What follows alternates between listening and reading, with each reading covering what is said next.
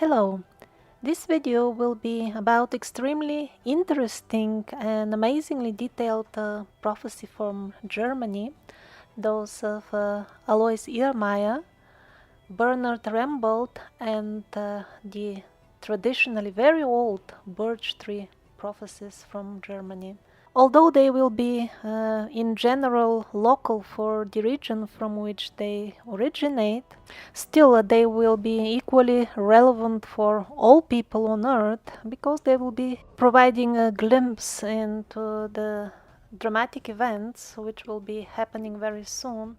And it is highly advisable to first see the first episode of this series, where important questions are answered, as how much of all this will be happening and how much is hypothetical, and where do these episodes, which will come in this video, fit into the overall timeline of events which will be coming in the next decade or maybe a bit more. Besides these three sets of prophecies, which are quite an extensive material by itself, I will try to provide like a general overview of the other wars which are to be expected in the tribulation in Bible time terms.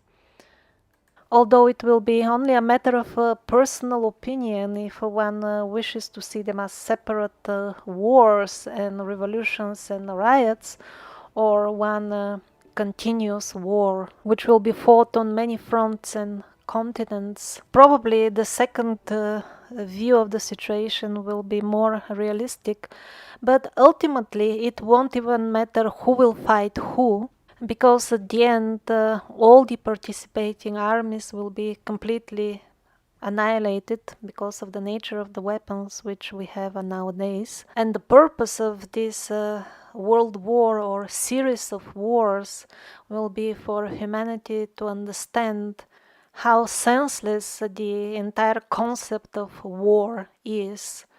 This concept will not exist after that. It's not that the victors will conquer territories as it was until now, and at least in the recent history. I'm not talking about how it was a couple of thousand years ago.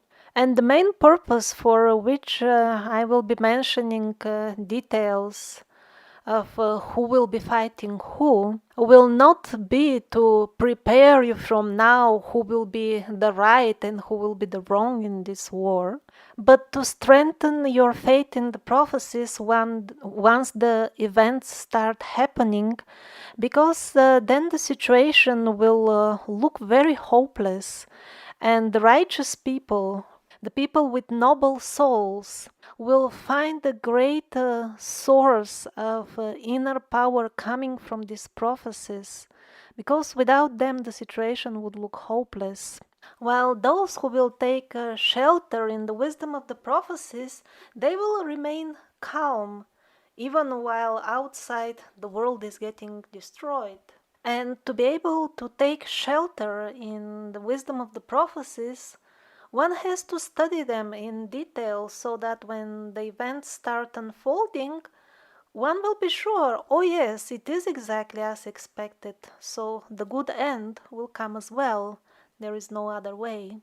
And then towards the end of the video, I'm gonna touch the subject why, after having such precise and amazingly detailed prophecies, the people, not only all over the world, but also in Europe and even in Germany in particular, have heard more about the Mayan prophecies, for example, or Nostradamus. And why?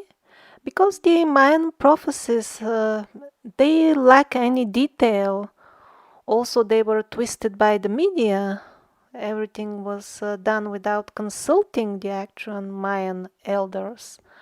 And as far as Nostradamus, he's so vague and symbolic that again it is very easy to twist his prophecies. And in contrast with that, the detailed and precise prophecies, they are deliberately hidden from the view of the wide public because many of them reveal in detail and well in advance the insidious plans of the robbers dressed as kings. I like that expression from Kalki Purana.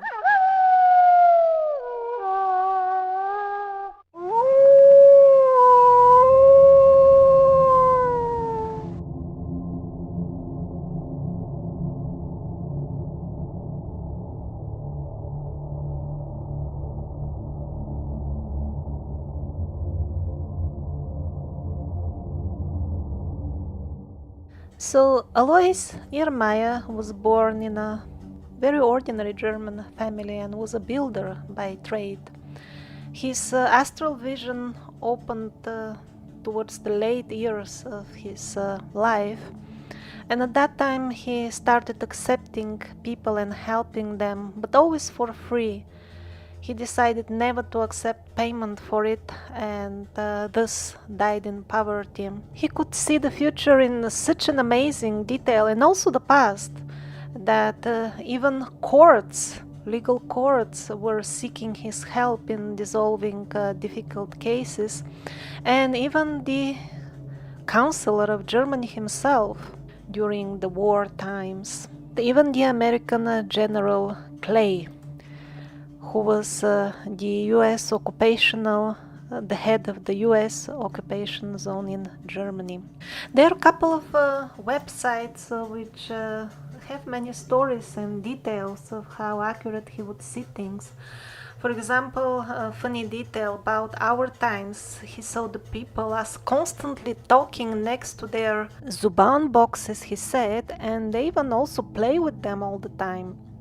What was a Zuban box in his time was a very colorful and rather large and flat matchbox in Germany, basically the same appearance as our cell phones. He was also brought to court. Of course, people are always suspicious when somebody else knows much more than them.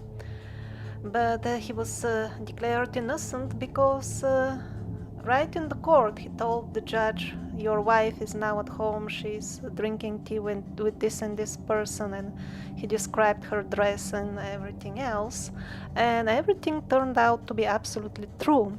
So he was declared innocent, and the decision of the court is still in the Munich State Archive. So Irlmaier is an extremely reliable source. And let's jump directly to the predictions about exactly our times. According to him, we must be, again, as almost all other prophecies, within the last few years before the tribulation starts. And he died decades ago, and he said, I'm glad I die now because I don't want to live through the Third World War after the visions I had about it. And he knew very well what is he talking about because he himself took part as a regular soldier in World War I, and he said that World War III will be way more horrible than all the other wars we know about combined. So here start the prophecies concerning our times. First comes prosperity like never before, happened in Germany. Then there is decline in faith like never before, definitely atheism is on the rise. Then an unprecedented corruption of morals, obviously happening. Then a large number of foreigners come to the country. The refugees are here already. The money is losing value more and more, so this is the next prediction we have. The revolution soon follows, And then the big war, the attack comes overnight from the east. So we've got only 2 points to complete before the Great War, the inflation and the revolution in Germany. And there will be revolutions in many other places as confirmed by many other prophecies. Paramonov also mentioned these 2 points as coming next. Weeks ago he said now the big inflation can come at any time. And then yesterday I heard an old interview of his, not from this year. Some time ago he explained that these secret sects which are running the scam of the world financial system currently, they have their approved plan since years. And in that plan, it was originally written that in 2025, all the fiat currencies will be centrally blocked, like the banks will be on hold, suspended. And by 2027, they were planning to make the fiat currencies obsolete and run only on gold. So that was their original plan, and then they started saying it seems that we'll have to do it earlier than that. And once the inflation starts, it will be terrible, like at least 1,000 times the valuation of the money or something like that, as mentioned in the previous episode. About the Deutsche Mark, which was the previous legal tender in Germany, the land of Irlmaier. His prophecies are somewhat local. So he said that the Deutsche Mark would be okay, but we'll have to be careful about the next one because that will lose value. And the next one was the euro, and is still the legal tender in Germany as well. He also said, and now the 3 robber riders are coming. And the people who were listening to him asked him what he means, and he said, the tax office, the banks, and the insurance companies. People simply won't be able to pay their taxes, they will be so high. Just for comparison, currently in Germany, the government takes, under all kinds of pre-tax taxes, fees, and obligatory payments, and all kinds of formulations, more than 75% of everything people earn with their labor. So it doesn't say directly in the prophecy that the revolution and the riots will be over the increased taxes, but it seems to be very likely, and few other prophecies imply that as well. And similar revolutions and riots will be erupting at different points in time throughout the tribulation, all around the earth, on all continents. At some places there will be agents of these secret sects. They will have like shills who will... This is all described in the prophecies. It's not from me. The people with this vision, they saw them going to the people's houses and instigating them to riot, so that they can have a gathering of people who value their freedom and just slaughter them. But that was just at one particular place. Maybe in other countries the revolutions would be genuine, one never knows.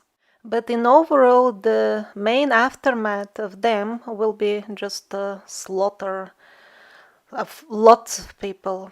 I did not find any particular mention if they will be of any use in providing at least some sort of relief during this tribulation, but Paramonov also mentioned this type of revolutions. And the riots which they are currently instigating, we know for sure that those are planned and centrally instigated on the pretext of racism and all this stuff. That is only to an attempt to kill prematurely those who are more inclined towards rioting, so that when the real riots start, they can manage to kill more people easier. And then the tribulation starts. Irlmaier describes it in this way. Everybody calls peace, shalom, and then it all starts. The Middle East is suddenly in flames. Big naval forces are facing hostility in the Mediterranean. Maybe with this expression, peace, shalom, Irlmaier refers to this peace treaty which is mentioned in the Bible, 7-year peace treaty signed in Jerusalem, and that's the very beginning of the biblical tribulation. So could be mention of the very same event. And then this Islamic Muslim takeover of southern Europe, which is described in many prophecies. Irlmaier gives only hints about that. He says the spark is somewhere in the Balkans or somewhere there, and the Balkans are very near to the Middle East, practically the next region. And also this initial Middle Eastern conflict, which we are gonna see in detail in the next episode, is also connected with Constantinople, which is, you can say, in the Balkans. So definitely there is connection. And when he speaks about the development of the battles, he also mentions some crescent symbol participating even in Germany. So although from his local German perspective, he says mostly that the Russians are the ones that invade from the east, he also gives few hints that it is actually the east against the west, because who answers the Russians? The big country across the ocean, probably US. And it is really not clear if this east-west conflict is going on at the same time as the Islamic invasion, or it is shortly before or after, but it is definitely around the same time or exactly at the same time. Let's see what he says further. The year before the war will be a fruitful year with much fruit and grain. This is also mentioned in a few other prophecies, and that's a gift from God so that the people can prepare. He continues, the war begins at sunrise. It comes along rapidly. The farmers sit in the pub playing cards when the foreign soldiers look through the windows and doors. The very first attack comes from the northwest and reaches all the way to the Swiss border. And after that, one attack after another. Massive units march from the east into Belgrade and move towards Italy. Then the three armored wedges advanced with lightning speed in the north of the Danube over West Germany towards the river Rhine. Without preliminary warning, this will occur so unexpectedly that the population flees full of panic to the west. Many cars clog the roads. So the problem will be that the people in panic will try to run using the highways in Europe. However, those will be just totally jammed, and then the tanks will come, which will also use the highway for transportation, and they will simply roll on the sides, all these cars. The city of Frankfurt is almost completely destroyed, and so is the valley of the river Rhine, mostly with air attacks. Immediately the revenge comes from across the large water. However, the yellow dragon invades in Alaska and Canada at the same time, but he does not go far. When the Golden City, Prague, is destroyed, it all begins. Like a yellow line, it goes up to the city in the bay. It will be a clear night when they begin to throw it. The tanks are still driving, but those who sit in these tanks became black. Wherever this dust falls down, everything is dead. No tree, no bush, no cattle, no grass. Everything withers and goes black. The houses still exist. It's a long line. Whoever goes over this line dies. The ones who are on the one side cannot go over the other side. The invaders retreat to the north, never to come back again. The airplanes drop a yellow powder between the Black Sea and the North Sea, a yellow strip of death, as wide as half of Bavaria. On this strip, even grass won't grow. Forget about humans. From the east, there are many caterpillars, But the caterpillars inside, everybody is already dead, although the vehicles keep rolling on in order to gradually stop automatically. Pilots drop down small black boxes. They explode before they touch the earth and spread yellow or green smoke or dust. Whatever comes in contact with that dust becomes dead, no matter if it is a person, animal, or a plant. For 1 year, no organism is allowed to enter this area, otherwise it dies. These boxes are satanic.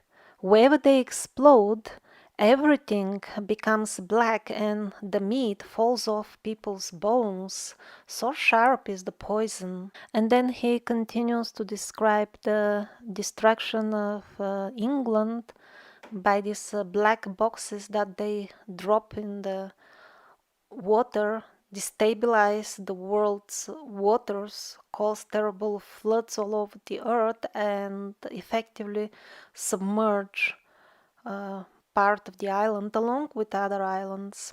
But that will come in the episode about England.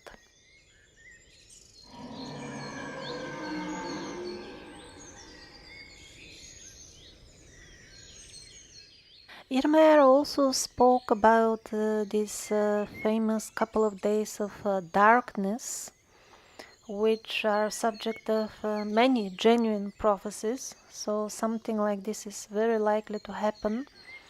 And it might be worldwide or something which happens over many regions. But let's see his German perspective of the event. During the war, the big darkness comes. It will last 72 hours. It will become dark at a day during the war. Then it will hail, lightning and thunder, earthquakes will tear the earth. Please do not go out of the house at that time. Don't put on the electric lightning. You can put only a candle. There will be no electricity. Those who will inhale the dust will get cramps and die. Don't open the windows. Cover them completely with black paper. All open standing water will become poisonous, and also all meals which have been in the open and not locked in cans.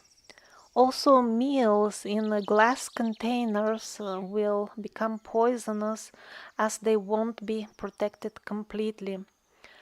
Buy few soldered tin cans with rice and legumes so that you do not starve during this period. Tap water will be drinkable but not milk. Outside, as the dust of death swirls around, many people die. After 72 hours, everything is over. But don't go out of the house nor look out through the windows, and keep the blessed candle lit up all the time. It has to be made of 100% beeswax, otherwise it won't burn. The rivers will have so little water at that time that man will be easily able to jump over them. The cattle will fall dead, the grass will become yellow and dry. The people who die will also become yellow and then black. Eventually, the wind will drive the clouds of death to the east.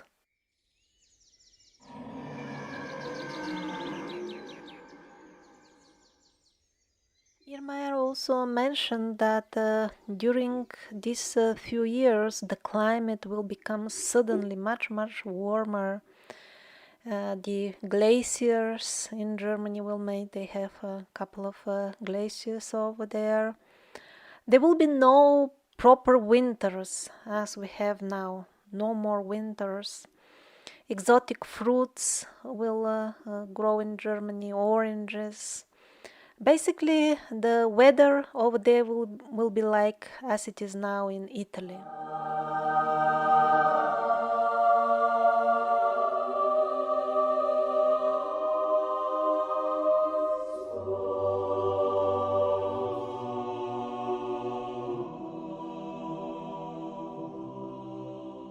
This is what Irlmaier says about the future of Russia. Revolutions break out and a civil war. The corpses are so much that you cannot remove them off the roads anymore. And then the cross comes to honor anew. The Russian people believe in God anew. The bosses of the leader party commit suicide, and in the blood the great guilt is washed off. I see a red mass mixed with yellow faces, general riots and horrible killing. By prayer to God, the monster of hell dies, and the young people believe anew. The war, at least in Germany, will be quite short, he says, maybe something like 3 months. And after the entire tribulation of riots and everything is over, the great peace will start, and the people who will live to see all that will be very, very lucky. By the way, the medieval Indian mystic from Orissa, India, Chutananda, which I mentioned in the previous episode, he had what would be for some people unusual prediction about Russia. He said it will become a Vedic country. But for those who have been following my videos since years, they will understand what he meant. And also the war will be short in Germany, however for Italy they say it will last some 4 years.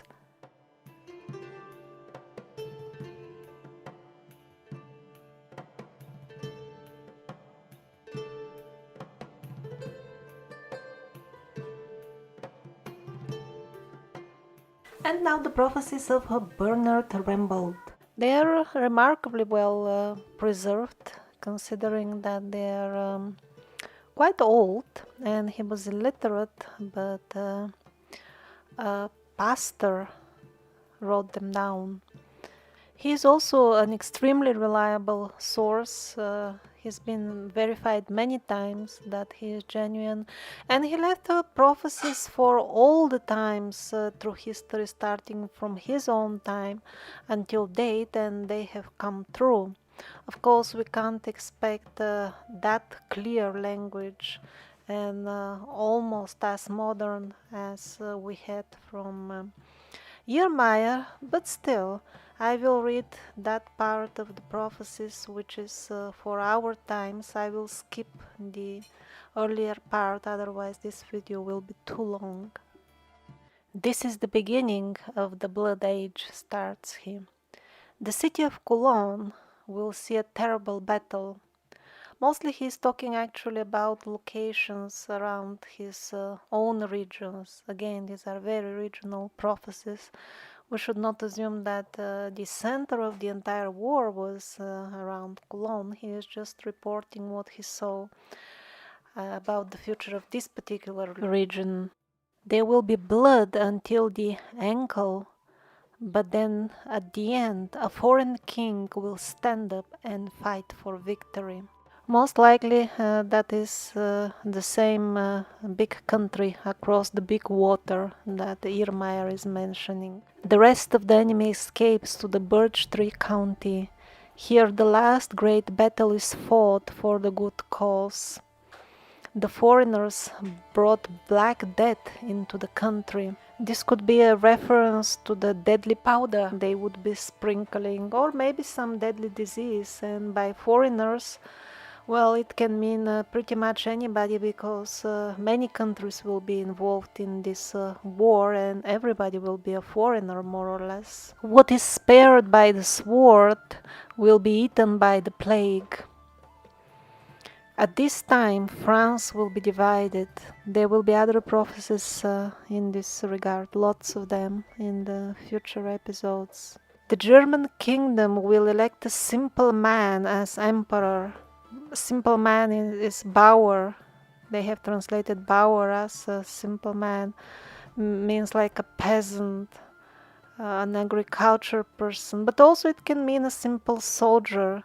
He will rule Germany for an year and a day. There are other references that they will select some sort of simple folk as a leader for a short time, but that won't work as well.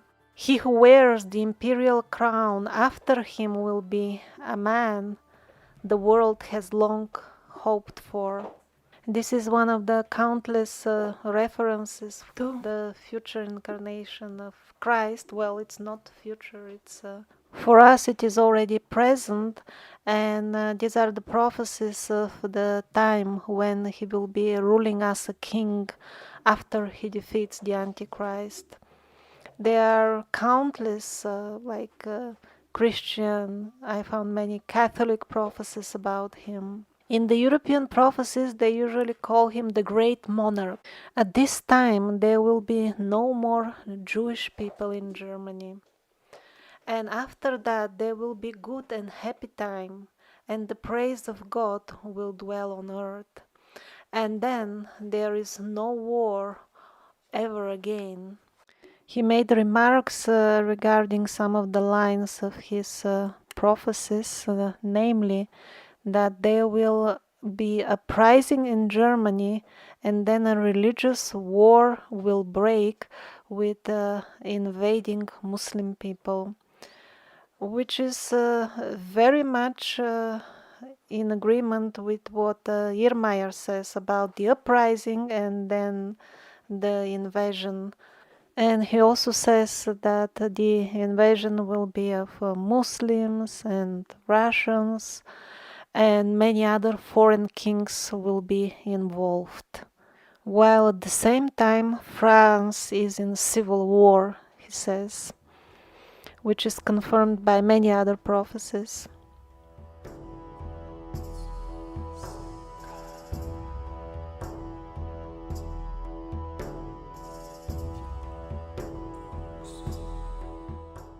So while I hear from the alternative media that in the Western world they are definitely preparing the devils, they are preparing the people for their devilish plan, devilish war, and even private corporations now have hired mercenaries, armies. I hear these people get salaries in tens of thousands per month. And in Russia, actually, very recently, they started recruiting as well extremely actively. I believe as paid jobs, because since the beginning of the year, on the pretext of the epidemics, they have sold basically their military complex, so that is private as well. And they're restructuring their government. It's not correct to call it government because the Russian Federation is simply a trade firm, as I discussed in previous videos, but now they are making it in a new form. It's basically a colony of a certain Middle Eastern country, which is not news by itself, but it's kind of news that now they are making it even openly. And these young men that they are now recruiting on this type of jobs, if we can call it in such a way, these are the ones that will be in that army from which nobody will return home. In the Bible, this is called the wrath, the anger of God, but this is figurative, it's like a fairy tale. The truth is that these men, they have all the information they need to know what is happening, and still they are applying, they are getting jobs in this type of armies. And it doesn't matter at all, will their party in the war win or lose. At the end, for them personally, they will have to answer in front of God and their own higher self. Why did they get involved? Why did they agree and voluntarily apply for a job in this devilish scheme? So calling it the wrath, the anger of God upon earth, is certainly one way to look at things. And there is some truth in that, but in reality it's mostly us, as explained in this video. We have normal, sensible politicians who are ready and more than qualified to organize the world very quickly in a way that there will be no war, no starvation. However, they simply don't get enough support from the people. Why? Because everybody has his own but. But because of this, because of that, and always that but is smaller and more insignificant than the big gain they could have by having complete peace and justice on earth by supporting these politicians. However, most of us have been silently supporting with our taxpayer money the devilish governments. We have not been innocent victims, we have been accomplices in all this. At least in a collective level, some people on individual level refused to be accomplices and did whatever was in their jurisdiction against the devils, because when one sees a crime being committed, it is one's duty to do whatever is in his or her capacity, otherwise one becomes accomplice. So collectively we were accomplices, and within a couple of short years it will backfire on us, and it will happen in such a way that those who remain alive will envy the dead. At least during the difficult years of transition. After that, it will be peace. Finally, they will be able to rest.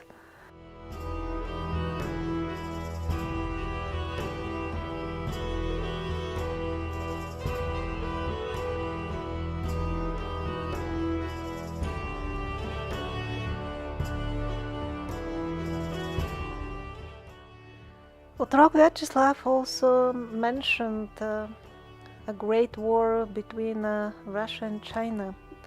So, what are the new developments? Like years ago, we heard about those underground Chinese cities, which in Russia itself are being built without much publicity, and there is kind of a ban to talk about it in the Russian media. And now we have new suspicious developments along these lines, like for example there was what they called a massive Chinese military drill, which interestingly enough was taking place in Russia. So they opened the borders and this huge army entered, and then, isn't it very strange, the army just disappeared. There was a report that nobody knows what happened to it. This is very, very recent. And then there is this Silk Road Highway project, for which they found Japanese investors. Okay, so far so good. But of course, every investor has its own conditions, and strangely enough, their condition was that there will be only Asian workers on this construction. So, in practical terms, the obligation was signed that 2 million Chinese will simply enter and settle down in Russia, of course, and build convenient for them highway into Russia, connecting them, facilitating their entry. So all the major military powers on earth will be involved in this war, and probably all powers at all on earth will be involved. But as I warned in the previous episode, Russia's participation, that of the Russian Federation, this evil, devilish financial institution, should not be confused with the light of Russia, which will be emerging after the war and the great destruction. And it is not that the Russian Federation will have a better government after the war, nothing like that. There will be no governments the way we know them anywhere on earth after the Great War and the return of Christ. In those times, there will be something which the prophets call kingdoms. However, I think that if I use this term, the people will apply the propaganda distorted image of that they have most likely about the kingdom as or some sort of absolute monarchy, and the people having less freedoms even than now. That's why I'm always trying to avoid the use of word kingdoms, although it comes in all the old prophecies. They all say that we will return to kingdoms. And for them, it was the right word of expression because most of them lived or at least have heard about righteous kingdoms. While this will be very difficult to imagine for modern people. That's why instead of kingdom, I give the description of this kingdom, which because I went through many prophecies during the last week when I was preparing for this video, and they describe exactly what Paramonov says. The money will be returned to the people. It will not belong to the governments, to the kings anymore. And the people will be living in absolute freedom. And not because, hurrah, hurrah, finally we are lucky with a good leader. No, because no leader will have the power to restrict the personal freedom of the ordinary people, and the kingdoms will be only as institutions for providing services to the people. And just to finish the overview of some of the wars of the end times, it seems that the Gog and Magog invasion will be something like a major war during these years. It is mentioned many times, but the problem is that it seems who are Gog and Magog differs from source to source, and they might be talking about completely different tribes. From the Bible, it's not possible to understand when will this war happen at all. Although we can say in general that by Gog and Magog in the Bible, it's usually meant the Russian regions or Siberia. However, the Islamic sources give much more detail and precise description and exact timing when the war will happen. According to them, it will happen even after Christ kills the Antichrist. And they have also a very precise description of Gog and Magog. They say it's a very multitudinous tribe, means many people. Just they cover everything with people, thousands of them behind every bush. They are very short. They come from Asia and have these elongated eyes, and they live behind the Great Wall. So it seems to be a completely different story. One of the last episodes of this series will be exactly about this Gog and Magog invasion. But again, we don't know. Maybe in the Bible, when they say Gog and Magog invasion, they mean the war which was discussed in this episode here, depending on who Gog and Magog is in Bible language.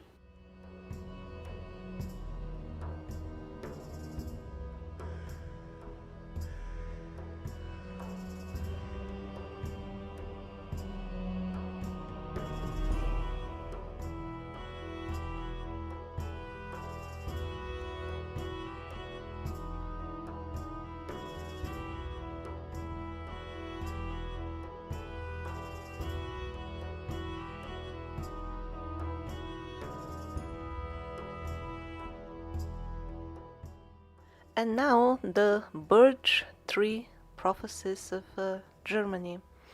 The birch tree is believed to refer to the Westphalia region of Germany, where the end battle for Germany in the end times will be taking place.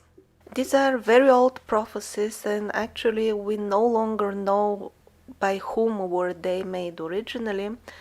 However, we know that they were very respected through the ages, and were quoted for centuries by sources all over Germany. Many centuries, they seem to be very old.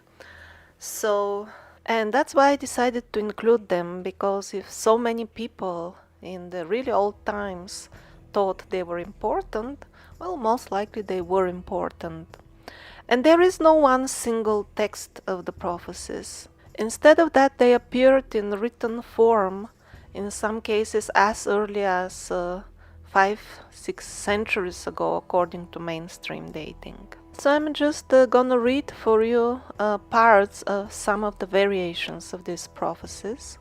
They are not extremely detailed, but here and there we get an extra detail, while the same timeline and development of events as seen in Irlmaier and Rumboldt remains the same. Two mighty powers will face each other. The struggle between them will begin in the second half of the 20th century. It will overthrow mountains and split up rivers.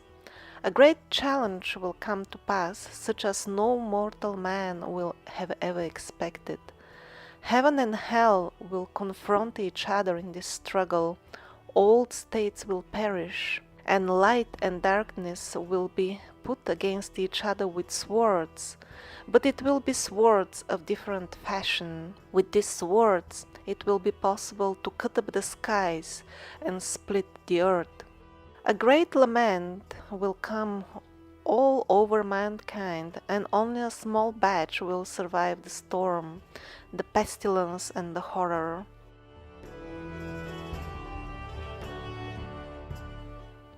And neither of the two adversaries will conquer nor be vanished. Both mighty ones will lie on the ground, and a new mankind will come into existence. God is the key to everything. And now a few parts of another variation of the prophecy. When the time is near, people will not know how to dress. Women will wear hats like men and pants like men. Then will follow a tragic and unlucky time like our Creator has spoken of before us. People will fear themselves on earth and fear things that are about to come. Thrones will collapse, kingdoms will collapse. And through this process, East against the West will resort to heavy weapons. The war will follow in a year with very mild winter. The flowers will bloom very early in that year, and the cows will be up in their knees in grass by April. This is very early for Germany. The first soldiers that will come will wear cherry blossoms on their helmets. In the middle of Germany they will meet. Towns and villages will be destroyed. The people will hide in the mountains and in the woods. And there will be battles like the world has never seen before. The terrible battle will begin by the birch forest near Bodberg. For 3 days they will fight and stand in blood. All of the prophecies, without exception, say that the West will win this particular war. However, in the long term, that is basically meaningless. The only actual result will be the incredible slaughter. Just few short years after everything is over, any acquisitions of territory will be simply meaningless, because the countries will no longer own the land. The land, as by the law of God, belongs to the tribes, to the people which reside there, and not to the country.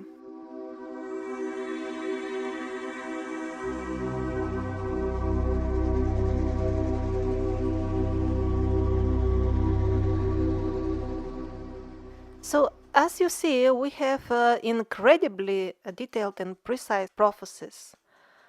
In one of the next episodes about the same events as they will be happening in France, there is even much more detail. This nun Jeheni, she literally saw through the ages how these evil spirits trained by hellish masters of secret sects. She actually describes how exactly they conspire and carry out their evil schemes, and what kind of disgusting laws they will pass in the Chamber of Deputies of the National Assembly of France, which she calls the Chamber of Hell. They are utterly exposed, and the predictions don't start which at some point, which for now is in the future. No, they have been happening already for a couple of 100 years. So they are absolutely solid, verified. And do we read about this wonderful knowledge in the newspapers? No, no. Only zombie apocalypse style things accredited to the Mayans, although they never asked the Mayan elders. And this is very clever trick that works actually very well for them. They're using this tendency of the people to seek wisdom from the prophecies. They're using it to predictively program the people into zombie apocalypse. And they have also managed to paint even the new big piece, the era of peace, in dark colors by giving more stress on the end of their demonic world and barely mentioning the beginning of the world of light, which is the main point. And this dark end times propaganda has worked very well for the parasites. All these people who say I don't believe the government but still watch government programs, including those disguised as alternative media. Link to this video can be found in the description. And the second wing of this propaganda comes actually from the New Age community. Most of the people who work on that frontier do it unknowingly, and they preach, oh, don't you worry, there are such prophecies, but there are so many endless options of much more favorable and lighter timelines that don't you worry, there shouldn't be much chance in the lottery that exactly the worst timeline will happen. And that is true, but it is only one part of the story. There is actually no lottery, nothing happens by chance.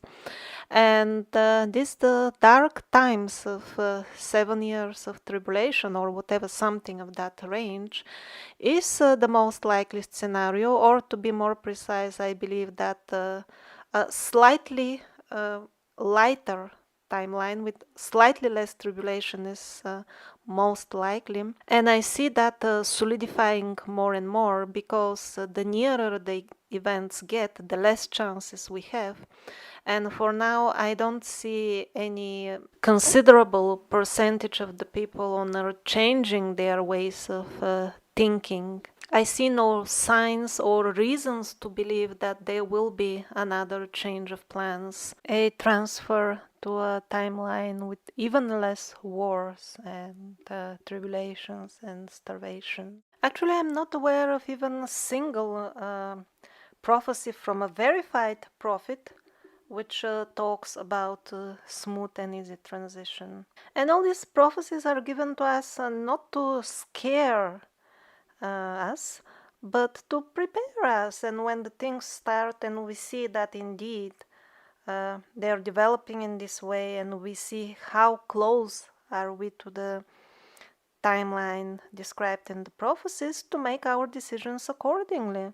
For example, it's easy to figure out that coastal regions and the cities in general will be much more dangerous places to be in those times. Promonov also warns, but I hope this is only regional for Russia, for people to form local defense units in the villages because of the gangs of paid mercenaries. And I also believe that it is extremely important to study all the prophecies very carefully about the end times, and not just this episode about the war because it is so emotional and shocking, because we need to understand that this will last a couple of years, 5 in the most mild version I have heard, and 7 in most of the prophecies. And only after that, when everything appears to be completely lost, only then Christ will openly manifest himself and save us finally.